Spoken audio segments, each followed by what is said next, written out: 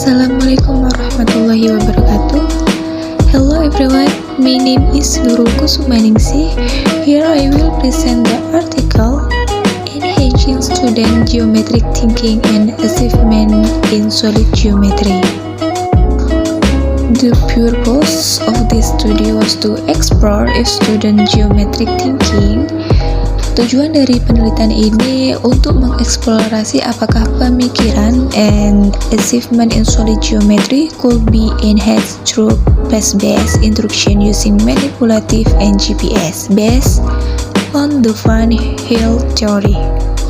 Then, theoretical framework, the first levels of geometric thinking.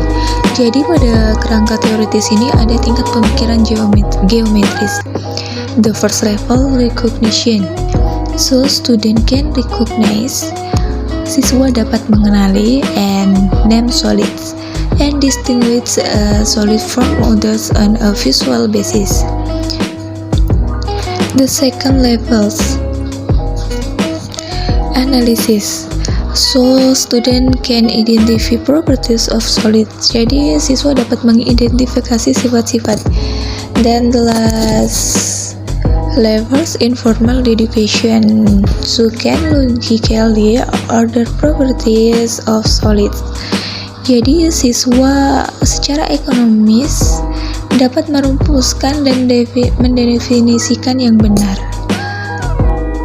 And achieve difference equivalent definition for the same concept, as well as understand class inclusion and classify solid hierarchically. Kemudian selain ada levels of geometry thinking, ada karakteristik of the levels. Karakter of the levels ini ada 5. The first characteristic, sequential.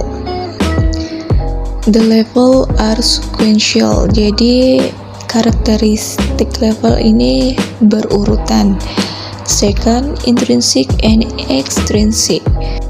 Geometric concepts that are implicitly understood at one level become explicitly understood at the next level. Jadi konsep geometris yang secara implisit dipahami pada satu tingkat menjadi dipahami secara eksplisit pada tingkat berikutnya.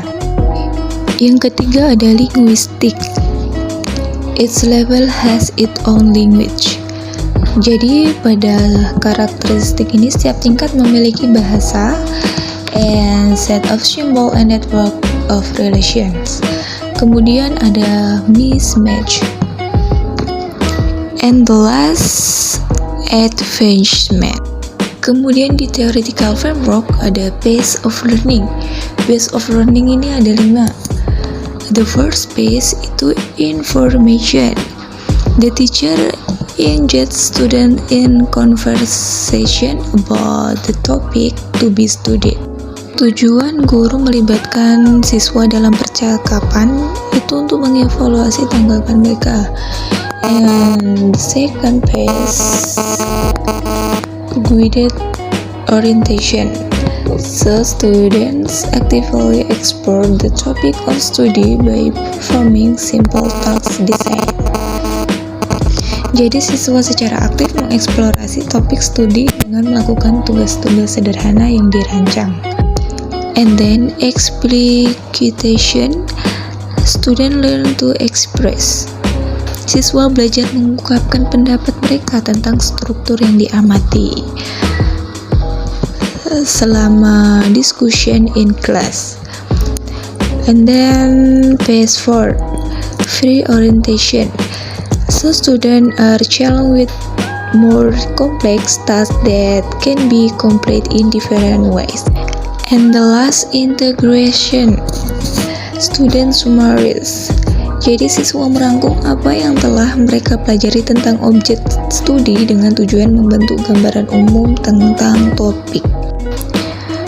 Next, methodology, research, design, and sample. The research employ a case study research, design, and purposeful sampling. Jadi peneliti menggunakan desain penelitian, studi kasus, dan pengambilan sampel ini bertujuan untuk memilih sampel. The second methodology, instrument, interview instrument, an interview instrument. Jadi instrumen wawancara ini dikembangkan untuk menilai tingkat Van Hill partisipan berdasarkan instrumen wawancara. And then solid geometry assessment test. So the SGAT was constructed based on the Form 1 mathematics syllabus. Jadi, SGAT dibangun berdasarkan silabus matematika Form 1. And the last methodology ada PACE-based manipulative and GSP instructional activities. The accompanying student worksheets and the lesson plans were designed based on the learning objective of the solid geometry chapter and the Van Hill theory. As for the research procedure, pada prosedur penelitian ini ada 3 session. The first session pre-interview pre-test, and the second session PACE-based instruction using manipulative and GSP. Pada session ketiga ini ada 3 level. The second level shapes of cube and cuboid, and the second level properties of cube and cuboids, and the last level relationship between cubes and cuboids. Pada sesi kedua itu tentang berpikir geometris peserta dikumpulkan sesuai dengan 5 fase. So, setiap level terdapat pace of learning. And then session 3, a post-test using the same SGAT was then administered to all the participants to determine their assessment in solid geometry of the instruction. Jadi post-test menggunakan SGAT ini diberikan kepada semua peserta untuk menentukan pencapaian mereka. And then data analysis. To answer research question 1, all the tapes of the pre and post interview were transcribed verbatim in each participants. Jadi kaset audio pra dan pasca wawancara ditranskripkan agar diberi skor dan diberi tingkat Van Hill untuk kubus dan balok menurut kriteria penilaian. And to answer research question 2, the participant written work in the pre-test and post-test were scored according to the SGAT marking scheme. Next, results. Hasil dari Van Hill's levels. Coba lihat di table. Kita lihat to low ability student, ada 2 siswa progress from level 1 to level 2 for both concept. After the instruction, they could only recognize and name cube and cuboids, discriminate the cube from the cuboid, discriminate the cuboid from the rhomboid and parallel papes, and identify the properties of vertices, edge, and face of cubes and cuboids. And result achievement in solid geometry.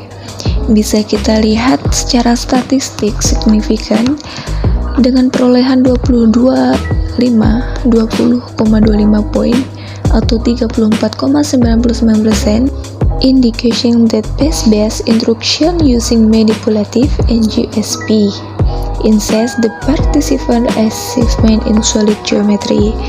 Jadi GSP ini meningkatkan prestasi peserta. And that's all the percentage of my article, more or less. I'm sorry, I will end it. Wassalamualaikum warahmatullahi wabarakatuh.